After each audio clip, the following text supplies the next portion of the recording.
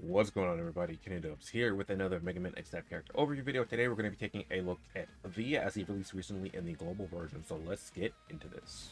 Alright, so real quick before I get this video started, this video will be going up late. It's because I've been having some tech issues with my PC.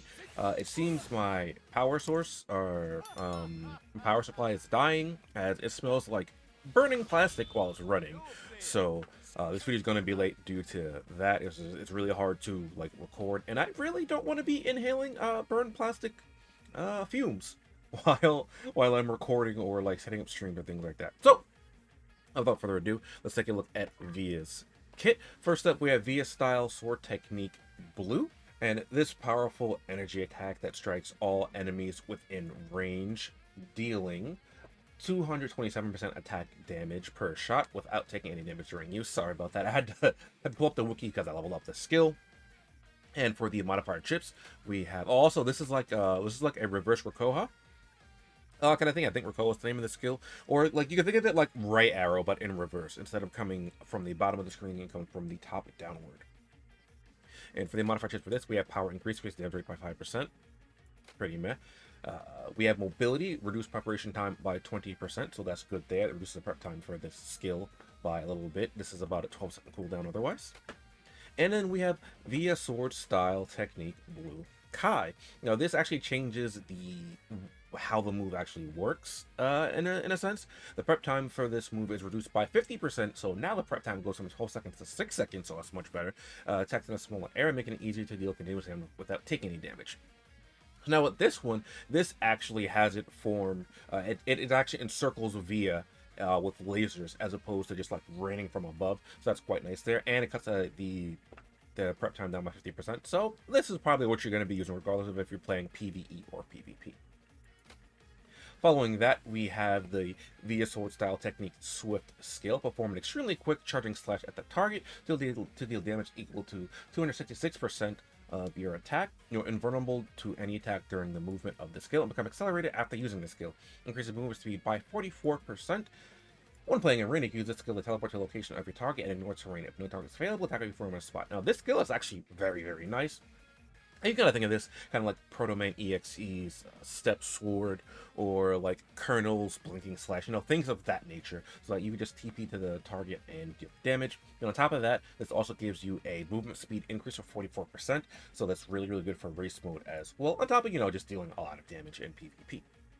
So for the modifier chips for this, we have the power increase damage rate by 5% right there. Again, kind of weird that they always include that. We have the Showtime chip here, so this gives you access to true Showtime while using the skill, as this inherently lets you, gives you iframes during the movement of the skill, and then this lets you become invulnerable to, immune to status effects. And then we have close quarter combat. Range is reduced by 25%, but damage is increased by roughly 13%, 29%. I'm not entirely sure what. See, I don't really like the range ones are kind of iffy to me because I don't know exactly what that means at a glance. Range is reduced by 25%, but what does that mean? I don't know how far this is inherently as it is. So telling me that it's reduced by 25% doesn't necessarily tell me enough information about it. But I do think you're going to be going with the true Showtime. With the Showtime modifier chip, so that you have access to true Showtime on ViA while using the skill regardless, again in PvP or PvE. Although in PvE, maybe you want this because you'll typically be closer to what you're trying to hit anyway most of the time, especially if it's a boss. You'll know the patterns of where they're going to go. So, for the passive skills now, first up, we have the Battle Mania passive.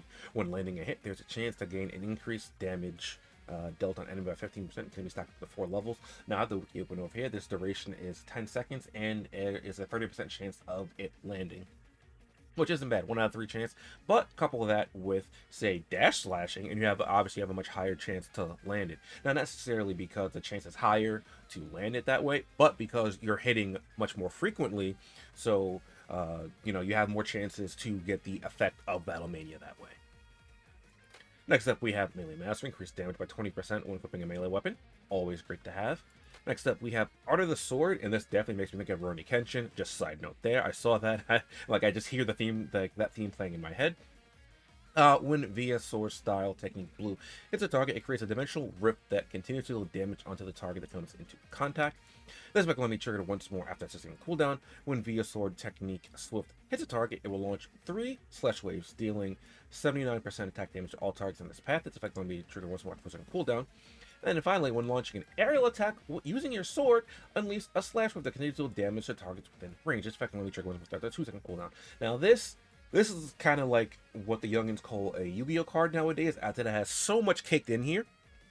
A lot of words. So the first portion of the Dimensional Rift is very similar to the Berserker Greatsword, how that leaves behind a rift and deals continuous damage to whatever comes in contact with it, which is quite nice. Following that, the 3 sword slashes when you use ViA's sword technique swift. So when you TP with your your step sword kind of thing, you deal damage, and then you have the additional damage from the slash waves coming afterwards. And then following that, just when you're just in the air, you do a jumping attack with your sword. You'll release like a little shockwave kind of thing around you. It deals additional damage. Now let me see if the wiki has the damage on that. The 60% of your attack on that. Next up, we have Sword Maestro, which, again, a lot of words on this one. Reduce damage taken by 20% when equipping a melee weapon. Again, always great. So ViA has inherent damage mitigation and damage amplification in his kit. When using ViA's sword technique blue, gain a shield that can withstand 96% attack damage, so even more mitigation on top of that. So that can only be triggered once more after a 6-second cooldown. So every 6 seconds when you use ViA's sword technique blue, you gain access to a shield. And every 6 seconds is actually very important, because if you're using this modifier chip right here, the cooldown time gets cut in half, and the cooldown time for this is 12 seconds. 12 seconds cut in half is 6 seconds. So every time you have this active now, you'll be able to get a shield, which is quite nice. Apparently the shield duration is 7 seconds though, so you might not want to cast it immediately, just because there is a 1 second the shield lasts 1 second more than the cooldown. Just if you want to get full value of that. That's just a little more like a min-maxing kind of thing, if you need it or not.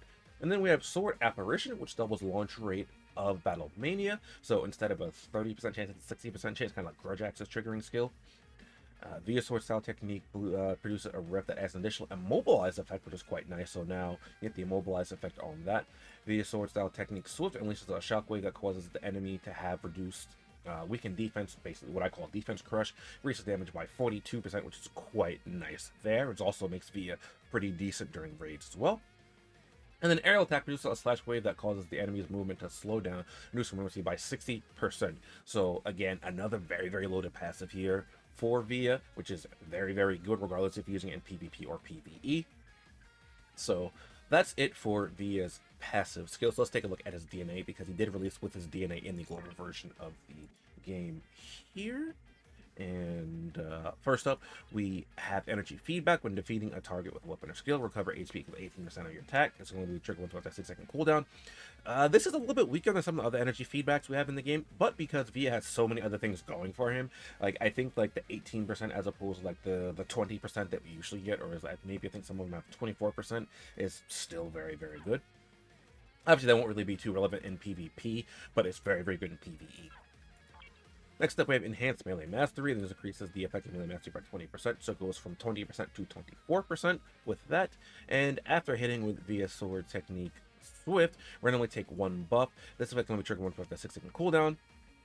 That's quite nice there. So now ViA can just take a buff as opposed to just dispelling it, which is quite nice for ViA. Although that's kind of Grudge Axey, so I'm kind of like, I don't really like it all that much, but it's not as consistent as Grudge Axe's signature, because at least this one has a cooldown, where Grudge Axe is just like 60%, and if you're dash slashing, then obviously you will trigger that more likely. And then finally, we have Sword Maestro's damage. Swordsmanship Maestro.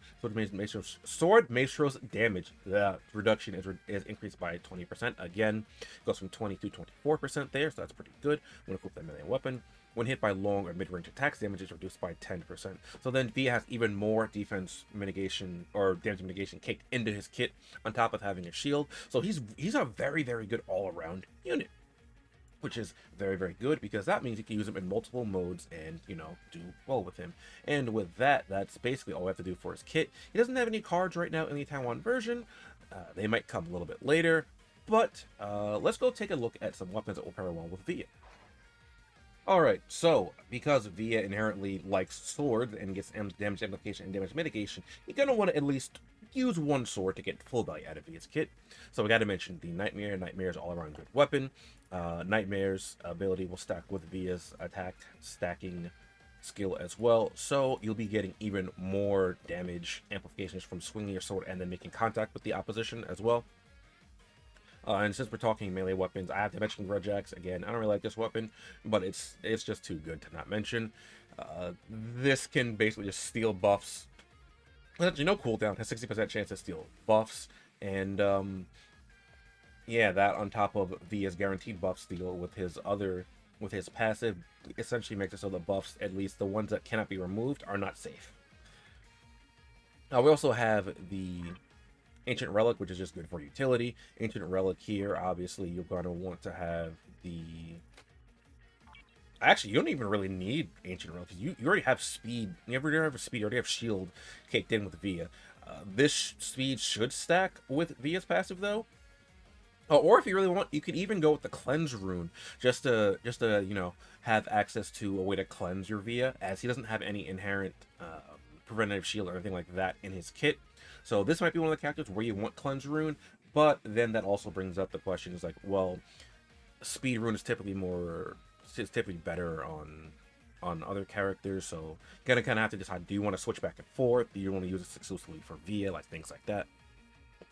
Singularity Slasher is a decent option as well. I always say this, but Grudge Axe is just better for PvP. While Singularity Slasher is more consistent in terms of it removing buffs, you can just steal the buffs away with VIA.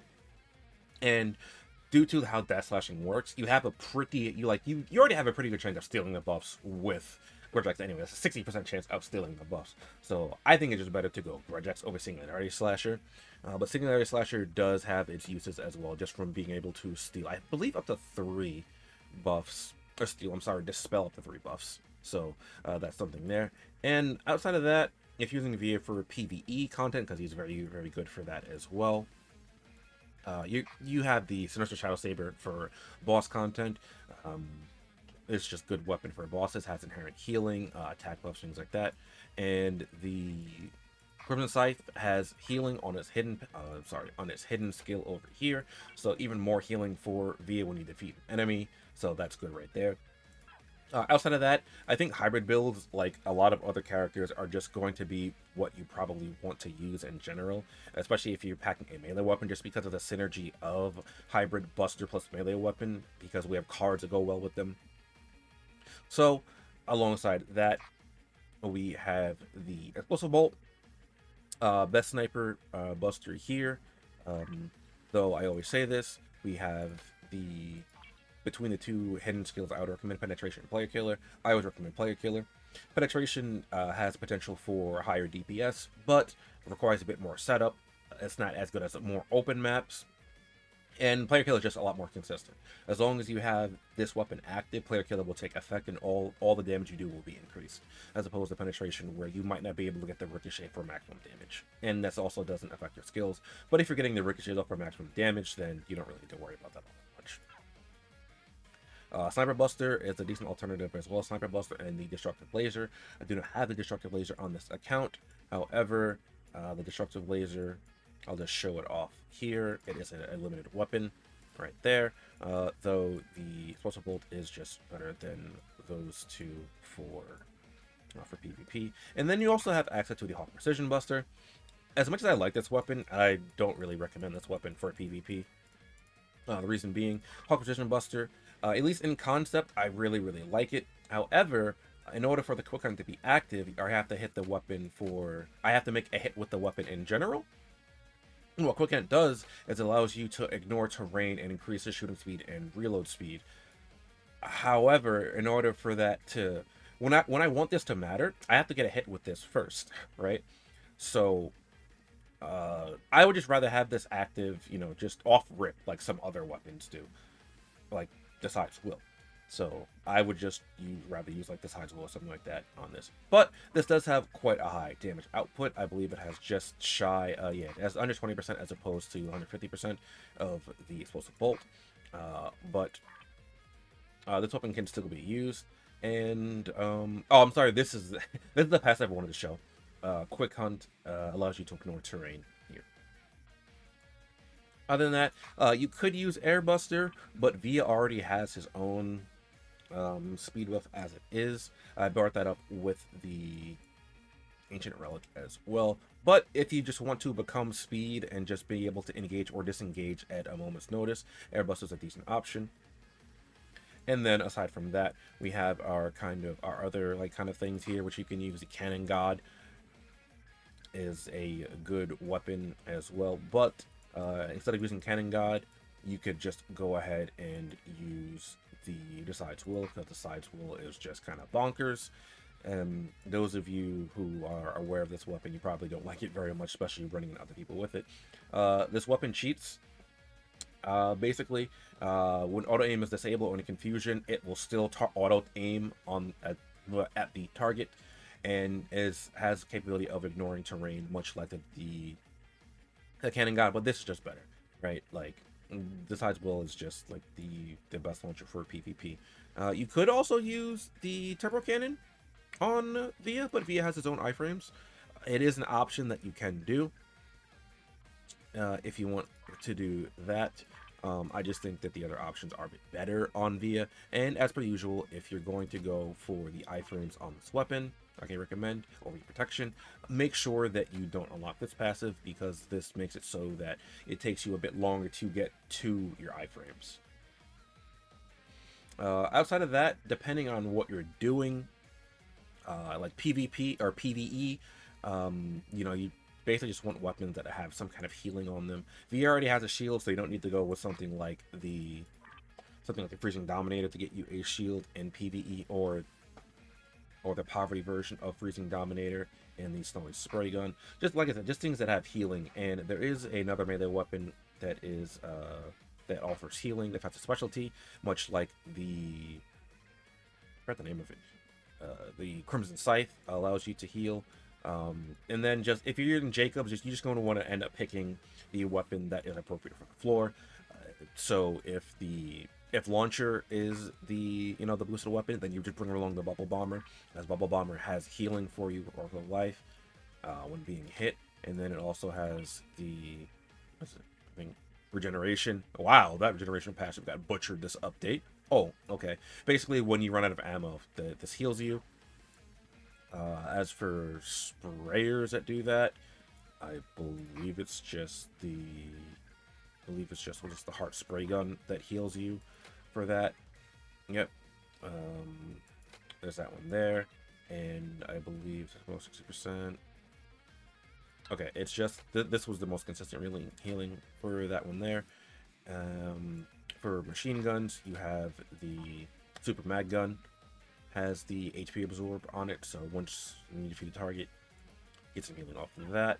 And I don't believe we have one for I don't think we have one for Busters yet, do we? To my knowledge, we don't. Anyway, huh. All right, and then for cards for VIA, because I highly recommend the Hybrid Buster melee combo. Aside from that, aside from the Elite Hunters setup, we have, if I can scroll on fast, Elite Hunters. This is a card you can get from your guilds. I always try to throw that in so that people know where to get these cards. Double amplification and double adaptability. So you have enhanced damage amplification and damage mitigation, which is good on VIA, because inherently he has 24% for damage amplification, damage mitigation. And you'll have 32 if you have the Elite Hunter on while using Buster Melee. You have one of them at 4-star, and if you have one at 5-star as well, because a Healing Hunter stacks with the Elite Hunter, then you'll get an extra 10% mitigation and damage amplification off that as well. So that's very, very good there. Aside from that, you probably want to just stack on damage with VIA. So you go ahead and pick up your M Bisons, as Player Killer 2 on this. This is limited though from the Street Fighter event. But a card that we all just got a code for in the global version is the Akuma card, which has Master of the Fist, and Master of the Fist is very, very nice because one, it stacks with itself, which has got 2 Akuma cards, so that's fantastic there, but it offers damage mitigation and amplification if the target is a player. And then on top of that, this will stack with any level of player killer or player sentinel because it is a different name for either of those 2 things. Alongside that, though, we have a few of the cards that have player killer, which you can pick up that are always available in the GIN, such as the Life Aura card. And as player killer, it'll stack with itself as well, as you can see here, yellow, yellow, red. So you have player killer 2, you can get this from the token shop. You can also get the Sigma X4 card for player killer 2. This one does not stack with itself, unfortunately, but this is a card that you can always grab. And then there are 2 others that you can, well, at least one other you can always grab. That would be the Will Gator card, but since you can use tokens, I got the other 2 cards. I'm not sure why you'd be using Will Gator in particular. Right here, Will Gator. You can remake this from the research lab. It stacks with itself as well. However, the still only gets player killer 1 and player killer 2. And then the Mac card is pretty simple to get as well. It is an A rank card, however, you have to play with a little bit of RNG in order to get this from card packs. Though, again, this is another card you can get. But because you can use tokens for the Life Aura card or the X4 Sigma card, you don't really need to worry about those 2. I always throw those in though as just if you're low on tokens and like you don't own them already for another reason. Outside of that, there are a few other cards that you can use. You can slap on this X and 0 with the X Hunters, or with the Elite Hunters card, as the Bust Adaptability triggers off of the red-blue combo, so that's really good there. You can use the Access Memories in combination with the Elite Hunters card, as it is also a red card, and it triggers off of red-blue for that passive, if I can find it. Yep, here it is. Red-blue for the Bust Amplification there. And then there are a few cards as well if you are unlucky with getting the Elite Hunters from your guild. Just scroll down a little bit to the other cards and find it here real quick. Here it is, the Guild Development card. This is an A rank card, so it should be a little bit easier to get. That's double amplification, buster, and melee here. Though this is level 1, so if you get a 5-star version of this and then a a 4 or less, you only have access to bust amplification 1 and 2. So there's something to keep in mind there. Another card that you can use for Buster Melee setup is the the successfully completed card, and the successfully completed card actually triggers off of blue-green. So you could, in theory, stack this with itself. Just go 2 of these and then a green card, which will work out well for that as well. But obviously, the Elite Hunter is much better because it has double amplification and double adversity. That double amplification and I forgot the mitigation skill, but that it has that on adaptability. Wow, on it. And then depending on if you're kitting out your VIA for a raid boss setup, then obviously you're going to want to go for boss killer instead of player killer or something like that. But the Elite Hunter card setup will be fine for that for the most part as well. Right there. Now, real quick before we wrap this video up, I forgot to talk about something important that I usually include the DNA, the random DNA. I forgot to talk about that entirely. So, for its unique DNA, we have Perceptivity. When closing slow or hitting a slow target, gain a preventive shield that protects you from all negative status effects. I hate the wording for preventive shield, but he actually does have a way to get preventive shield on himself inherently. So that is something to keep in mind there. But it goes on an 8-second cooldown after that. So you wouldn't necessarily need to go for Purify on the Ancient Relic if you were to go for that. There's something I throw in there, and aside from that, you have short range adaptability, short range boost, things like that, and you have a player killer 3 on this as well, melee amplification. So you definitely have some options in here as well to go along with your card setup. Just be aware of what you're doing with your cards and what you're going to do with your DNA. Before that, sorry I forgot about that about including that. But yeah, that's going to wrap up VIA. Now, should you pull for VIA? I think for the most part, yeah. I think VIA is a pretty solid pull for most accounts, depending on your account's looking. The downside is with VIA, if you could really call it a downside, is that some characters will perform better in certain areas than he will, because ViA's kind of like a good all-rounder, but other characters will do things better than him in their specified areas. I think he's also very good for PvP. I think ViA is actually probably one of the best designed characters for a PvP standpoint, realistically, because I think playing against ViA, he doesn't seem like broken like other characters, right? He seems like very fair, especially compared to like martial artist Dr. Light, who just hits you with true stun and just kind of just beats the brakes off of you due to that, because you can't do anything to true stun aside from having true showtime. But you know, that's not the here nor there. In terms of raid boss, we should be getting a better character than him for raids pretty soon, at least in terms of dealing damage. Celebration Rico, she's on screen right now. Well, actually, you can't see her because I'm sitting in the way, but Celebration Rico is very, very good for raid bosses. And she outdamages ViA quite easily. And she came out a week after ViA in the Taiwan version. So, I don't know when we're going to be getting Celebration Rico. I don't think we're going to be getting her next week. I hope not, because my EMs are in danger. And because of the way we're shifting things around, I'm scared that Base Quest Mega Man will come out pretty soon. But other than that, like I said, I think ViA is a very, very good unit. If you get him, I don't think you'll be upset about him. That's because of his versatility, and he can be used in any game mode pretty effectively. So that's going to be it for this video. Hopefully you guys enjoyed. If you did, be sure to like, comment, and subscribe. Help channel, help me go share your content. And I'd like to give a quick shout out to my YouTube channel members and my patrons for supporting me, allowing me to continue doing what I do. If you'd like to support me as a YouTube channel member or as a patron, you can find the information down below. And I'll try to get back to getting these videos out on time. Like I said, I just had some PC issues, and my PSU is burning. So I'm gonna get out of here, but I'll catch you guys next time. Later.